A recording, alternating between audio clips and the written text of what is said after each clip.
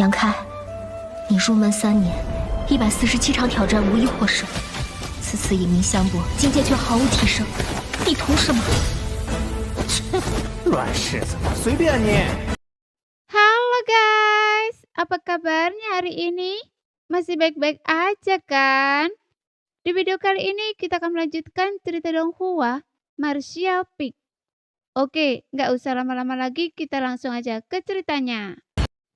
Pada saat ini, gua itu sangat luas. Tidak hanya berisi kolam lava, tetapi juga struktur lainnya. Sebelumnya, Yang Ke dapat sepenuhnya menjelajah sekitarnya. Suara Liu Yan tiba-tiba terdengar di telinganya. Tuan! Mendengar panggilan itu, dia segera melepaskan Liu Yan. Namun Liu Yan tidak berubah menjadi wujud manusia, tetapi tetap dalam wujud burung apinya. Melayang diam-diam di depan Yang Ke. Matanya tertuju pada kolam lava dan secercah kerinduan terpancar dalam tatapannya. Apakah ada sesuatu yang berguna di bawah sana? Merasakan hal ini, Yang Ke segera bertanya. Liu Yan menyampaikan pesan. Sepertinya ada, dan itu cukup berguna. Saya akan memeriksanya. Dengan itu, ia membentangkan sayapnya dan terbang langsung di atas kolam lava. Terjun ke dalamnya. Hati-hati! Yang Ke dengan cepat memperingatkan dari belakang, tetapi Liu Yan sudah menghilang. Dia menggelengkan kepalanya perlahan, lalu mulai mengamati sekitarnya. Meskipun gua itu besar, gua itu benar-benar kosong. Jadi situasinya langsung jelas setelah sekilas pandang. Tak lama kemudian, perhatian Yang Ke tertuju pada suatu titik tertentu. Di sana sesosok manusia tampak duduk bersila, sehingga Yang Ke mengerutkan kening, melepaskan indera ilainya untuk menyelidiki dan memastikan bahwa sosok itu hanyalah kerangka, tanpa kehidupan atau aura apapun, menunjukkan bahwa ia telah mati sejak lama. Jika dia tidak salah, ini seharusnya adalah sisa-sisa Gong Sun Mo, seorang ahli alkimia generasi pertama, murid ketiga dari 10 Kaisar Agung, Kaisar 1000 Pil. Seharusnya merupakan sosok yang kuat dengan pengaruh yang sangat besar, yang dihormati di seluruh alam bintang. Sekarang dia telah jatuh ke akhir yang tragis, mati di tempat kecil seperti Gunung Yuanding. Yang Ke tidak bisa menahan diri untuk tidak menghela nafas, bertanya-tanya apa yang telah dilakukan Gong Sun Mo sehingga menyinggung Kaisar 1000 Pil. Dia telah diusir dari sekte. Akhir hidupnya begitu menyedihkan, bahkan tidak ada yang mengambil jenazahnya. Setelah menenangkan diri, Yang Ke berjalan menuju kerangka itu. Setelah sampai di sana, dia mengepakkan tangannya memberi hormat dan sedikit membungkuk. Gong Sun Mo, bagaimanapun juga adalah tokoh senior dan ahli alkimia. Meskipun ia mati di sini, ia tetap layak dihormati oleh Yang Ke. Setelah bangkit, pandangan Yang Ke langsung tertuju pada sesuatu di depan Gong Sun Mo. Gong Sun Mo pasti telah menjaga tempat ini sebelum kematiannya, dan tidak jauh darinya terdapat sebuah benda kecil berbentuk pot. Pot kecil ini tampak seperti wajan rumah tangga biasa, hanya jauh lebih kecil. Di bawah pot, sebuah susunan magis telah menarik api bumi yang membakar bagian bawahnya. Yang menarik perhatian Yang Ke bukanlah pot itu sendiri, tetapi apa yang ada di dalamnya. Di dalam pot kecil itu terdapat sup obat kental, hanya sekitar 1 mangkok. Menutupi bagian bawahnya. Sesekali gelembung akan muncul dari sup, meledak dan memancarkan cahaya 5 warna. Pada saat yang sama, aroma aneh tercium memenuhi seluruh gua. Setelah mencium aroma ini, ekspresi Yang Ke berubah. Aroma itu terasa sangat familiar, sepertinya aroma yang sama yang pernah ia cium di luar Gunung Yuanding. Saat itu, begitu banyak pendekar bela diri tertarik ke Gunung Yuanding karena fenomena aneh yang disaksikannya. Semburan cahaya warna-warni, aroma memabukkan yang memenuhi langit dan bumi. Semuanya sangat mirip dengan apa yang ada di hadapannya. Ekspresi Yang Ke berubah berpikir. Tampaknya fenomena aneh di Gunung Yuanding bukan karena harta karun langka yang akan matang, melainkan karena semangkok sup obat ini. Yang Ke segera tertarik pada sup itu. meskipun dia 80% yakin bahwa sup pekat itu tidak beracun dan bahkan mungkin sangat bermanfaat bagi pendekar bela diri. Dia tidak berani meminumnya begitu saja sebelum sepenuhnya memahami efeknya. Tatapannya bergeser dan Yangke dengan cepat menemukan gulungan giok di depan jenazah Gong Sun-mo. Gulungan giok itu tampaknya telah diletakkan di depan Gong Sun-mo sebelum kematiannya. Tegak sempurna, jelas ditunjukkan untuk pembaca di masa depan. Yangke pertama-tama menggunakan indera ilainya untuk menyelidiki gulungan giok itu, dan hanya setelah memastikan tidak ada bahaya, barulah dia mengulurkan tangan untuk mengambilnya. Saat dia menggenggam gulungan giok itu, perubahan tiba-tiba terjadi. Gong Sun-mo yang seharusnya sudah mati selama bertahun-tahun dan tinggal kerangka, tiba-tiba bergerak. Segera setelah itu 2 titik cahaya hijau muncul di rongga matanya. Cahaya itu berkedip dan menghilang, lalu tiba-tiba mengembun menjadi bola cahaya melesat ke arah Yangke. Yangke terkejut dan segera mundur, sampai mengerahkan kekuatan internalnya untuk melindungi dirinya. Namun yang mengejutkannya, cahaya itu mengabaikan kekuatan pelindungnya, langsung mengenai dadanya dan menghilang seketika. Dalam sekejap, Yangke ketakutan. Berkeringat dingin, dia segera memindah dirinya sendiri dengan indera ilainya. Dan anehnya mendapat bahwa dia tidak terluka dan tidak merasakan ketidaknyamanan di dalam tubuhnya. Setelah semua itu, kerangka Gong Sun-mo berserakan menjadi tumpukan, seolah-olah telah kehabisan kekuatan terakhirnya. Tulang-tulang yang tak terhitung jumlahnya menjadi rapuh seperti tepung. Banyak yang hancur berkeping-keping. Sesaat kemudian semuanya kembali tenang. Yangke berdiri di sana menggenggam selip giok. Wajahnya muram. Dia pasti telah terkena salah satu batasan Gong Sun-mo, tetapi bahkan dengan indera ilainya, dia tidak dapat mendeteksinya dengan jelas. Pembatasan itu jelas sangat tersembunyi, di luar kemampuannya untuk menembusnya. Setelah berpikir lama, Yangke menggertakkan giginya dan duduk, membenamkan indera ilainya ke dalam gulungan giok itu. Memeriksanya dengan cermat, dia merasa bahwa karena Gong Sun-mo sengaja meninggalkan gulungan giok ini, pasti ada beberapa petunjuk yang dapat membantunya memahami apa yang baru saja terjadi. Indera ilainya menyapu gulungan giok itu dan isi gulungan giok itu langsung menjadi jelas.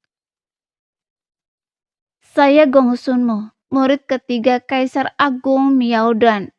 Menjadi yatim piatu sejak kecil dan mengemis untuk bertahan hidup. Saya beruntung bertemu dengan Kaisar Agung yang tidak meninggalkannya dan menerimanya sebagai muridnya. Mengajarinya seni alkimia. Gulungan giok itu memang ditinggalkan oleh Gong Sun-mo dan gua tempat tinggal ini memang miliknya. Informasi dalam gulungan giok itu sangat rumit. Awalnya itu hanya ingatan Gong Sun-mo. Orang ini adalah orang yang malang. Di masa kecilnya dia mengalami semua kesulitan dan kepahitan hidup dan hampir mati kelaparan. Pada saat yang sama, dia juga orang yang beruntung. Ia dipilih oleh Kaisar Agung Miaodan dan diangkat menjadi murid. Ia mengikuti Kaisar Agung dan berlatih sambil mempelajari seni alkimia. Bakat saya melampaui kedua kakak saya dan Kaisar Agung sangat menyayangi saya, memberikan semua pengetahuannya tanpa ragu-ragu. Keterampilan alkimia saya pun dengan cepat melampaui mereka. Saya menjadi terkenal di usia muda, sombong dan puas diri, gagal menahan diri. Ketika kedua kakak saya mencoba menasihati saya mengejek mereka, menyebabkan keretakan di antara kami. Pada usia 300 tahun, saya naik ke alam kaisar dan sekaligus menjadi alkimia tingkat kaisar. Nama saya tersebar di seluruh batas bintang. Tidak puas, saya ingin melampaui guru saya dalam alkimia, dan dengan demikian mulai meneliti jalan alkimia manusia. Membahayakan hidup saya dan melanggar hukum alam. Kakak saya yang tertua melaporkan guru saya sehingga guru yang sangat marah dan memerintahkan saya untuk menghentikan penelitian saya. Meskipun menolak secara lahiriah, setuju tetapi diam-diam melanjutkan seperti sebelumnya. Dan itu menjadi kekuatan yang tak terbendung. Pada usia 350 tahun, rahasia saya terbongkar lagi oleh kakak saya. Dalam amarah yang meluap, saya menyerang kakak saya, melukainya dengan serius. Saat itu guru saya tidak tahan lagi dan mengusir saya dari sekte. Lalu saya pergi ke Gunung Juanding dan hidup mengasingkan diri di sana. Gulungan Gyo itu hampir mencatat seluruh kehidupan Gong Sunmo. Menurutnya bakatnya dalam alkimia hampir setara dengan Kaisar Agung Miaodan. Sayangnya ia tampaknya terlalu bersemangat untuk meraih kesuksesan cepat dan mulai mempelajari dopil manusia untuk melampaui Kaisar Agung Miaodan. Tapi Gong Sunmo tidak menjelaskan secara spesifik apa itu jalur pil manusia. Tetapi makna yang tersirat di antara baris-baris kalimat membuat Yang Ke merasa bahwa itu pasti teknik alkimia yang sangat kejam. Pengusirannya dari sekte jelas terkait erat dengan jalur pil manusia ini. Meskipun sebagian disebabkan oleh serangannya terhadap kakak seniornya, bahkan sampai melukainya dengan parah. Setelah diusir, Gong Sunmo tetap di Gunung Yuanding. Setelah mengalami perubahan signifikan, temperamennya tampaknya telah berubah, dan dia menyadari kesalahannya. Dia berulang kali mencoba untuk kembali ke bimbingan Kaisar Agung Seribu Pil, tetapi dia tidak pernah bisa bertemu Kaisar Agung lagi. Akhirnya meninggal sendirian dan depresi di guanya. Gulungan Gyo itu tidak hanya berisi informasi ini, tetapi juga pemahaman Gong Sunmo sendiri tentang jalur alkimia. Dapat dikatakan bahwa gulungan Gyo itu sendiri adalah buku panduan alkimia Gong Sunmo yang sangat berharga bagi setiap alkemis. Berbagai formula pil, berbagai sunan spiritual yang digunakan dalam alkimia, teknik, metode pengumpulan pil. Isinya sangat luas sehingga setiap alkemis yang melihatnya kemungkinan akan sangat gembira. Namun Gong Sunmo juga menjelaskan dalam gulungan Gyo itu bahwa semua yang ada di dalamnya adalah puncak dari kebijaksanaan hidupnya dan tidak ada hubungannya dengan apapun yang diajarkan oleh Kaisar Agung Miaodan. Tanpa izin Kaisar Agung Miaodan, dia tidak akan pernah berani meninggalkan pengetahuan itu di dalam gulungan Gyo. Saya tidak tahu siapa Anda, tetapi karena Anda telah lulus banyak ujian yang saya berikan dan mendapatkan gulungan Gyo ini, itu berarti Anda juga seorang alkemis. Sekarang, jubah saya memiliki penerus. Karena Anda memiliki gulungan Gyo ini, itu berarti Anda telah terkena sege penguras jiwa milik saya. Sege penguras jiwa tidak berbahaya dalam 100 tahun, tetapi setelah 100 tahun, ia dapat melahap jiwa Anda. Untuk menghilangkan sege ini hanya ada dua cara. Yang pertama adalah melampaui kultivasi saya, dan yang kedua adalah mencari guru saya dan memintanya untuk bertindak. Saya harap Anda dapat menemui guru saya dalam 100 tahun, menyerahkan gulungan Gyo ini kepadanya dan memintanya untuk membawa saya kembali ke sektenya. Sebagai kompensasi, Anda boleh mengambil ramuan harta karun tak terhitung yang telah saya siapkan dengan susah payah di paruh kedua hidup saya, dan Anda akan merasakan banyak manfaatnya di masa depan. Isi gulungan Gyo itu berakhir di situ.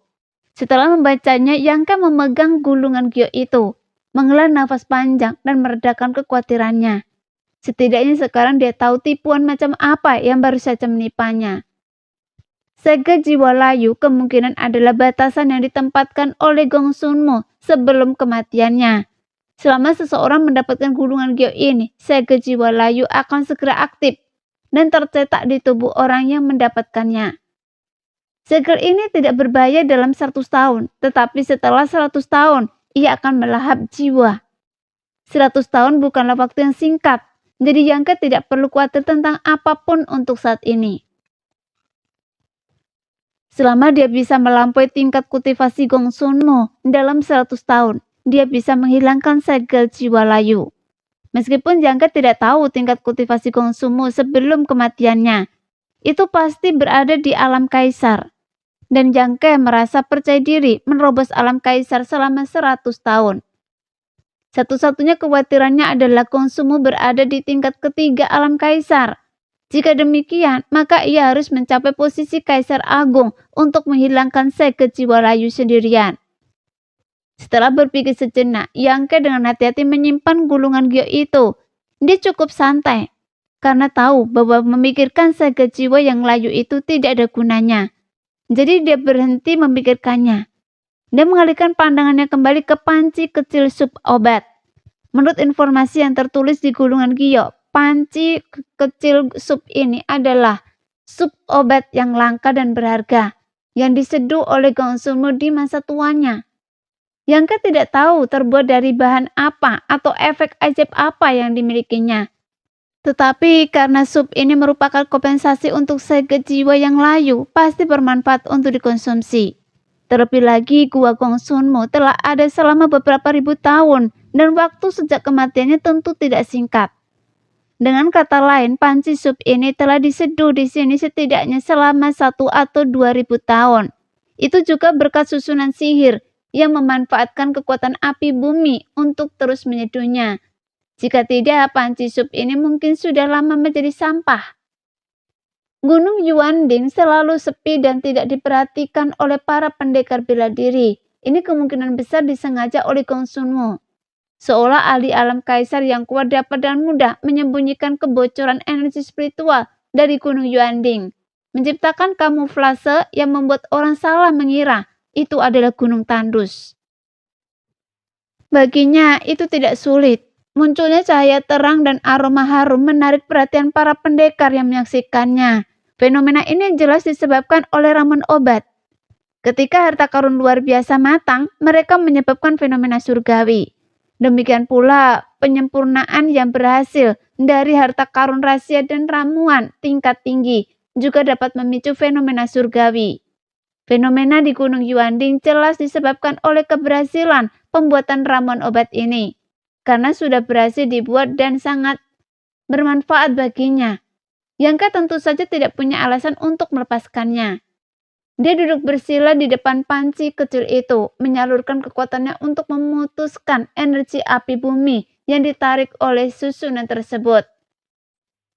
Lalu mengulurkan tangan untuk mengambil panci itu, membawa panci berisi ramuan obat yang kaya akan harta karun itu ke dirinya sendiri. Setelah diperiksa lebih dekat, Yangke menemukan bahwa ramuan obat itu sangat kental, namun jernih seperti kristal, tidak mengandung kotoran sama sekali. Dasarnya tidak jelas. Gelembung-gelembung warna-warni terus naik dari dasar sup, sungguh menakjubkan. Aroma yang kaya memenuhi udara, menyegarkan pikiran dan jiwa Yangke. Dia benar-benar kehilangan kata-kata untuk menggambarkan aromanya. Aroma eksotis ini bahkan melampaui aroma tubuh perawan yang paling murni dan sakral sekalipun. Yangke belum pernah mencium aroma yang begitu tak terlupakan sebelumnya. Setelah berkultivasi hingga tingkat ketiga alam Void King, Yangke sudah lama tidak menikmati kesenangan kuliner. Dengan kekuatan dan fisiknya yang perkasa, dia tidak perlu makan lagi. Namun aroma ini begitu memasuki lubang hidungnya, tanpa diduga membangkitkan keinginan yang kuat dalam dirinya. Seolah-olah dia belum makan selama berhari-hari. Berharap dia bisa melap seluruh panci itu. Sambil menggertakkan giginya, Yangke membawa panci kecil itu ke bibirnya dan menelannya. Anehnya sup obat 1000 harta karun ini, meskipun tampak sangat panas, sama sekali tidak panas saat dicicipi. Sebaliknya sup itu bersuhu nyaman dan memenuhi mulut dengan aroma harum. Lebih lezat daripada apapun yang pernah dimakan Yangke. Dia meminum seluruh mangkok sup dalam sekali teguk, tidak menyisakan setetes pun. Sesaat kemudian Yangke bersendawa keras. Nafasnya memancarkan sinar cahaya warna-warni. Sebelum dia sempat menikmati rasa sup itu, perut bagian bawahnya tiba-tiba terasa sangat panas. Aliran panas hampir terasa nyata. Dengan cepat menjalar melalui anggota tubuh dan tulangnya dari perutnya, menimbulkan sensasi geli dan gatal. Ekspresi Yangke berubah dan dia dengan cepat memasukkan panci kecil itu ke dalam cincin spesialnya. Menutup matanya, berkonsentrasi menahan nafas dan diam-diam mengalirkan energi internalnya yang mendalam. Hanya 10 nafas setelah Yang Kem mengeluarkan panci kecil berisi elisir 1000 harta karun dari tempatnya, seluruh gunung Yuanding tiba-tiba bergetar dan berdengung. Gemuruh yang memekakkan telinga mengguncang bumi. Bebatuan berjatuhan, gunung miring dan gunung Yuanding tiba-tiba retak menjadi kepingan yang tak terhitung jumlahnya. Dengan cepat tenggelam ke bawah. Di dalam gunung, di dalam ruangan-ruangan batu yang identik dan tak terhitung jumlahnya, para pendekar bela diri yang selamat semuanya pucat pasi. Tepat ketika mereka memenuhi kecurigaan dan bertanya-tanya apa yang terjadi, susunan teleportasi di semua ruangan batu diaktifkan. Dalam sekejap, para pendekar bela diri yang selamat menghilang dari tempat mereka. Detik berikutnya, beberapa mil di luar gunung Yuanding, beberapa sosok muncul secara aneh dan tak dapat dijelaskan, masing-masing dengan ekspresi terkejut dan ragu-ragu. Saudara Lian, Anda juga diteleportasi keluar. Yongking, wakil kepala aula dari aula pil berkobar, melirik ke sekeliling dan segera melihat Lian Yuming dengan alis berkerut. Dengan cepat memanggil. Mendengar teriakan itu, Lian Yuming menoleh ke arah Yongking dan mendapati dia juga ada di sana. Terkejut, dia mengangguk dan berkata, "Benar, sepertinya Anda juga diteleportasi keluar." "Tepat sekali." Ekspresi Yongking serius saat dia menatap gunung Yuanding yang berguncang hebat dan bertanya-tanya dengan curiga. Apa sebenarnya yang terjadi di dalam? Bagaimana semua orang bisa diteleportasi keluar? Lian Yuming berpikir sejenak dan bertanya, "Saudara Jong, setelah Anda masuk, apakah Anda menemukan serangkaian ruang batu?" Memang, semuanya adalah ujian yang aneh dan tidak biasa, tampaknya terkait dengan alkimia. Ngomong-ngomong, Saudara Lian, Anda mahir dalam alkimia, jadi ujian-ujian itu seharusnya tidak sulit bagi Anda, kan? Lian Yuming menggelengkan kepalanya perlahan setelah mendengar ini, berkata, "Saya baru melewati ruang batu kelima dan saya tidak tahu apa manfaatnya setelah melewati semua ujian. Namun dilihat hari ini, pemilik gua ini pasti seorang alkemis." Yongki berpikir sejenak dan mengangguk, berkata, "Saudara Lian benar. Jika demikian, kita dapat bertanya kepada murid-murid lain apakah mereka telah menerima manfaat apapun."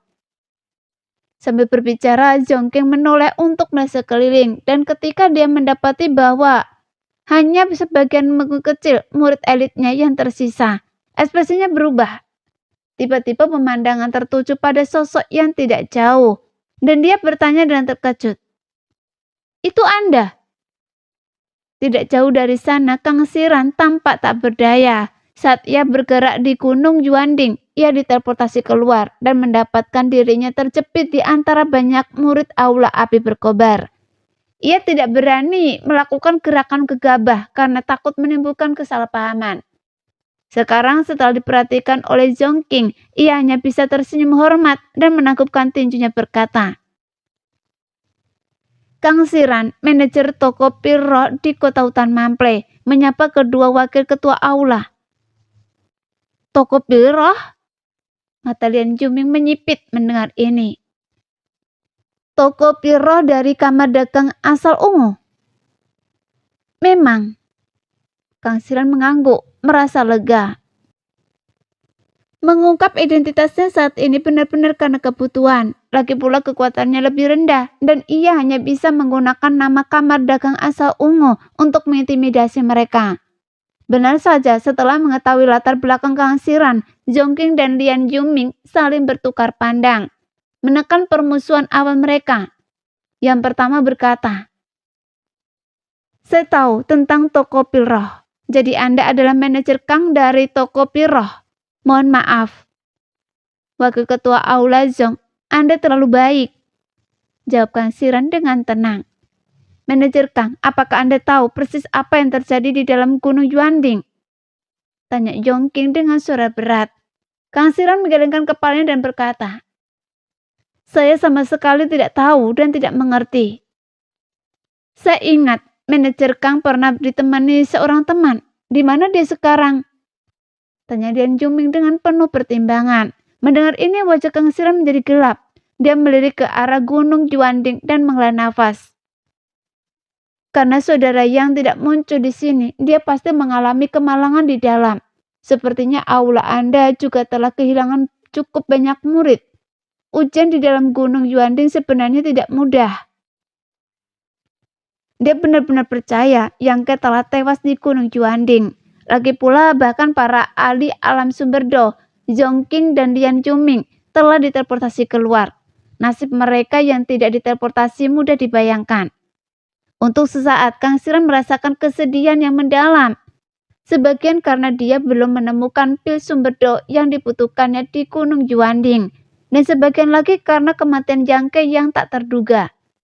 Zhongqing dan Lian Yuming saling bertukar pandang dan mengangguk sedikit.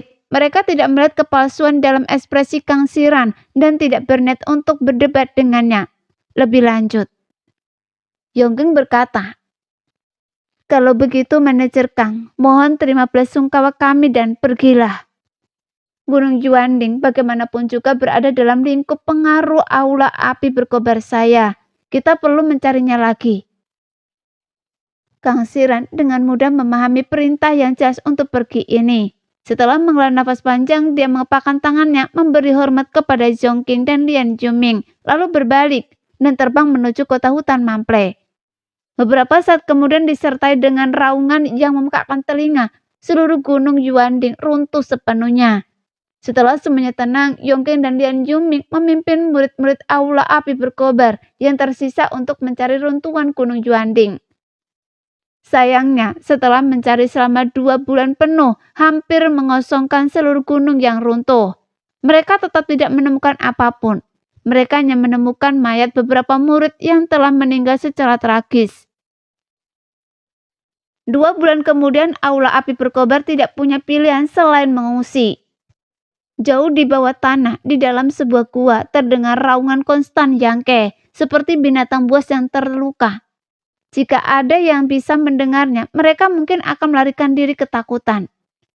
Elisir 1000 harta karun itu kuat dan terus-menerus. Setelah ditelan, ia berubah menjadi aliran energi murni, mengalir deras melalui daging dan tulang Yang Ke. Setelah terkikis oleh kekuatan obat, meridian dan daging Yang Ke menjadi semakin tangguh dan kuat. Meridiannya melebar dan dagingnya dibentuk ulang. Seluruh tubuhnya bergetar hebat. Setiap inci dagingnya, setiap inci kulitnya, bahkan organ dalam dan tulangnya, merasakan sensasi kesemutan dan mati rasa. Seolah-olah 1000 semut menggerogoti tubuhnya. Atau seolah-olah dia mengalami siksaan paling menyakitkan yang bisa dibayangkan. Kulitnya retak sedikit demi sedikit. Darah emas mengalir dari dalam, perlahan-lahan mengental menjadi gumpalan darah. Gumpalan ini kemudian ditutupi oleh darah emas yang baru mengalir. Perlahan-lahan, Yang Ke tampak terbungkus dalam kepompong darah emas. Sama sekali tidak terlihat dari luar. Hanya detak jantungnya yang kuat yang terdengar, seperti dentuman genderang perang. Keadaan ini berlangsung untuk waktu yang tidak diketahui. Terasa seperti bertahun-tahun yang tak terhitung jumlahnya, namun juga seperti momen yang cepat berlalu. Seiring waktu berlalu, raungan yang berasal dari dalam kepompong darah secara bertahap melemah dan akhirnya menghilang. Seolah-olah dia telah terbiasa dengan transformasi yang menyakitkan ini. Setengah tahun berlalu dalam sekejap mata, gua itu tetap sunyi selama waktu yang sama. Kemudian suatu hari, serangkaian suara retakan tiba-tiba terdengar dari kepompong darah yang menyelimuti Yang Ke. Seperti bunyi tulang yang patah. Suara yang padat dan tajam. Bersamaan dengan suara-suara itu, kepompong darah perlahan retak. Tak lama kemudian semakin banyak retakan muncul, membuat seluruh kepompong menyerupai cermin yang pecah. Akhirnya dengan suara mendesing, kepompong darah meledak, hancur menjadi pecahan-pecahan yang tak terhitung jumlahnya, yang tersebar ke segala arah. Di tengah-tengahnya, sosok Yang Ke yang gagah terungkap. Rambut hitamnya berkibar liar tanpa angin. Kulitnya yang terbuka cerah dan halus, bahkan lebih indah daripada kulit bayi yang baru lahir. Yang Ke perlahan membuka matanya, tatapannya terkendali namun bersinar. Sambil memiringkan kepalanya, ekspresi Yang Ke menjadi aneh. Pada saat ini dia merasakan sesuatu yang tidak biasa. Perasaan aneh seolah-olah dia telah terlahir kembali. Melihat ke bawah untuk memeriksa tubuhnya, Yang Ke tercengang. Selama bertahun-tahun ia terus-menerus melakukan perjalanan, terpapar angin dan matahari, menanggung kesulitan yang tidak hanya menempa karakternya yang tangguh, tetapi juga memberinya fisik yang cukup kuat. Namun sekarang, setelah hanya satu panci sup 1000 harta karun, kulitnya menjadi lebih putih dan lebih halus daripada kulit wanita, yang sangat mengejutkannya. Ia berdiri dan mencobanya, merasa lebih ringan dari sebelumnya. Mengepalkan tinjunya sedikit, kekuatan tak terbatas segera melonjak dari tubuhnya. Ia dengan santai melayangkan pukulan dan ledakan keras terdengar, menciptakan riak yang terlihat di udara dan dengan cepat menyebar ke luar. Melihat ini ekspresi Yang Ke cerah. Ia segera tahu bahwa tubuh fisiknya telah mengalami peningkatan signifikan lainnya. Dengan sebuah pikiran, Yang Ke memeriksa organ dalamnya dan terkejut menemukan bahwa organ-organ tersebut telah menjadi seperti giok yang diukir dengan indah. Tidak hanya ditutupi dengan cahaya kemasan yang samar, tetapi juga memancarkan aura yang tak terpecahkan. Dan dia belum pernah seperti ini sebelumnya. Jika dipikirkan seperti ini, apakah semua ini berkat sup 1000 harta karun itu? Sup 1000 harta karun itu tampaknya mampu membuka potensi tubuh fisik seorang seniman bela diri, menempa atribut fisik mereka. Dikombinasikan dengan fisiknya yang sudah kuat, itu membuat kekuatannya menjadi lebih besar dan menjadi lebih luar biasa. Bukan hanya itu, Yang Ke dapat dengan jelas merasakan bahwa di dalam tulang dan dagingnya sejumlah besar kekuatan obat sup 1000 harta karun tetap utuh. Itu masih tersimpan di dalam, menunggu waktu berlalu untuk diam-diam mengubah tubuhnya. Jadi hasil ini sangat memuaskan Yang Ke. Dia berpikir dalam hati, seperti yang diharapkan dari sup yang direbus selama 1 atau 2000 tahun, efeknya jauh lebih efektif daripada ramuan apapun. Dengan kondisi fisiknya saat ini, dia pasti siap untuk memurnikan harta karun rahasia naga.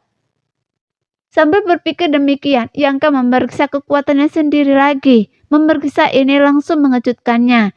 Dia menemukan bahwa kekuatan di dalam tubuhnya tanpa disadari telah sepenuhnya berubah menjadi kekuatan sumber.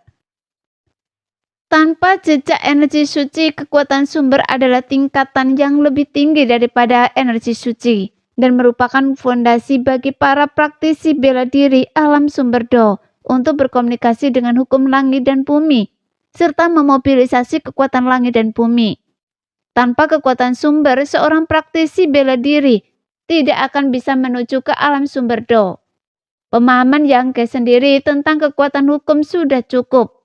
Alasan dia tidak bisa menuju ke alam sumber Do adalah karena kekuatan di dalam tubuhnya belum sepenuhnya dikonversi. Awalnya dalam rencananya, bahkan dengan konsumsi pil kondensasi sumber secara terus-menerus, dibutuhkan setidaknya 1 atau 2 tahun untuk sepenuhnya mengubah kekuatannya menjadi kekuatan sumber. Tetapi sekarang persyaratan ini telah tercapai lebih cepat dari jadwal. Tentu saja pujian diberikan kepada Elisir 1000 harta karun. Penemuan ini membuat Yang Ke agak gembira. Sekarang dia siap untuk maju ke alam sumber Do kapan saja. Namun maju ke alam sumber Do adalah hal yang penting. Dan tempat ini tidak cocok untuk menerima baptisan energi langit dan bumi. Jadi Yang Ke tidak berencana untuk maju di sini. Dia perlu menemukan lokasi yang cocok. Memikirkan hal ini, Yang Ke memutuskan untuk pergi. Melihat sekeliling, Yang Ke tidak menemukan sesuatu yang menarik di dalam gua. Namun Liu Yan yang telah bergegas masuk ke kolam lava belum kembali. Dan dia bertanya-tanya manfaat apa yang telah ditemukannya di sana. Sesampainya di tepi kolam lava, Yang Ke mengamatinya dan terkejut mendapati bahwa suhunya tampak jauh lebih rendah. Seolah-olah sebagian panas telah diserap. Dia mencoba berkomunikasi dengan Liu Yan tetapi tidak mendapat respon. Namun ini tidak membuat Yang Ke khawatir. Dia tahu Liu Yan pasti telah menemukan kesempatannya sendiri. Itulah sebabnya ia tidak dapat merasakan panggilannya.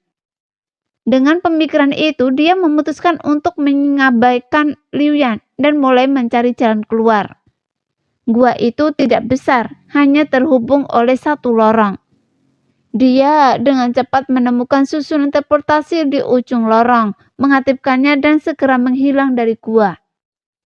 100 mil jauhnya dari Gunung Yuanding, di punggung bukit yang terpencil, sosok Yangke muncul secara misterius. Dia segera melepaskan indera ilahinya untuk memastikan tidak ada bahaya di sekitarnya sebelum mengamati sekelilingnya.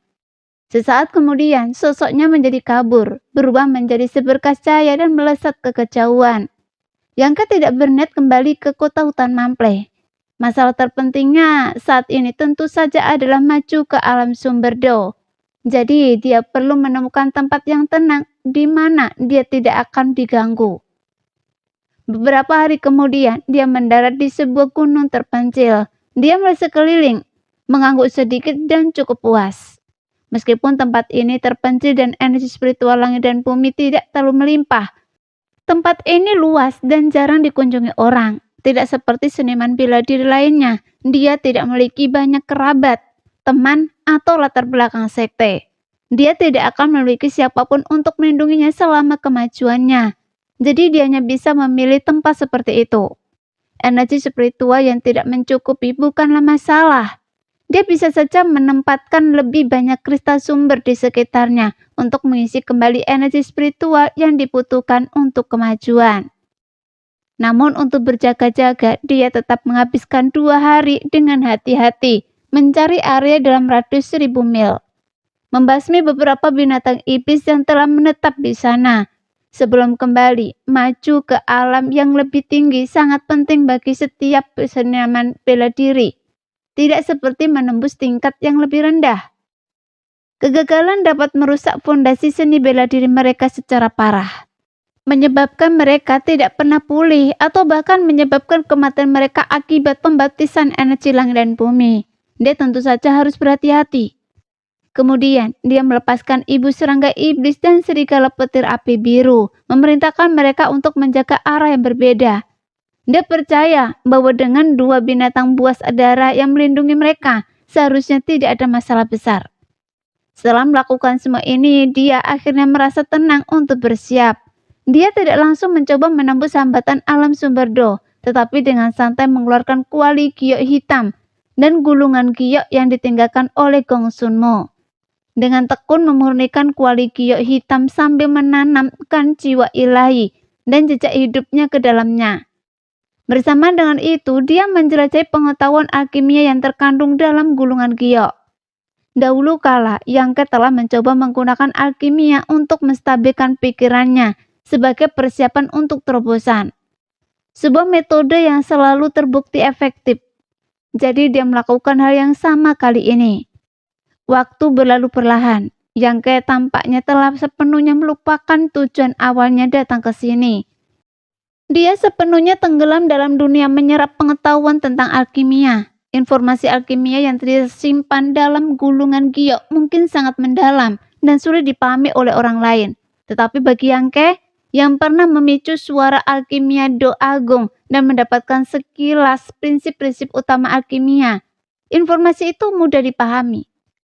Dalam sebulan, ia telah menguasai semua formula pil dan nama-nama ramuan obat. Kuali giok hitam akhirnya berhasil dimurnikan menjadi tungku alkimia Yangke untuk menggantikan kuali kekosongan ungu. Suatu hari, Yangke tiba-tiba meletakkan kuali giok hitam di hadapannya. Api indera ilahnya melonjak dan mengalir ke dalamnya. Tiba-tiba panas yang menyengat terpancar dari kuali tersebut. Detik berikutnya, jari-jari Yangke bergerak cepat dan satu demi satu ramuan obat berkualitas tinggi terbang keluar dari cincin spesialnya. Secara sistematis dimasukkan ke dalam kuali giok obat. Di bawah panas yang menyengat dari api indera ilahinya yang murni, ramuan-ramuan itu secara bertahap berubah menjadi cairan obat, mengembun menjadi bola. Sesaat kemudian ramuan obat baru ditambahkan. Panas dari kuali giok hitam berfluktuasi, sesekali memancarkan aroma obat yang samar. Ekspresi Yangke tetap tenang dan terkendali, tidak menunjukkan tanda-tanda ketegangan atau ketidaksabaran. Gerakannya saat menambahkan ramuan obat dilakukan dengan sengaja dan metodis. Namun kendalinya atas panasnya sempurna. Satu persatu susunan spiritual yang dibutuhkan untuk alkimia di bawah ukiran api indera ilahinya muncul dan menghilang di dalam kuali giok hitam, berinteraksi secara ajaib dengan cairan obat. 3 jam kemudian, Yangke menggerakkan pergelangan tangannya dan sebuah kotak kayu muncul di telapak tangannya. Dengan gelombang energi sumber, kotak itu terbuka dengan sendirinya, memperlihatkan buah spiritual seukuran kelengkeng. Itu tidak lain adalah buah sumber do yang diberikan oleh kepala keluarga Zhang kepadanya. Di seluruh dunia, hanya ada satu jenis ramuan yang membutuhkan buah sumber do untuk dimurnikan.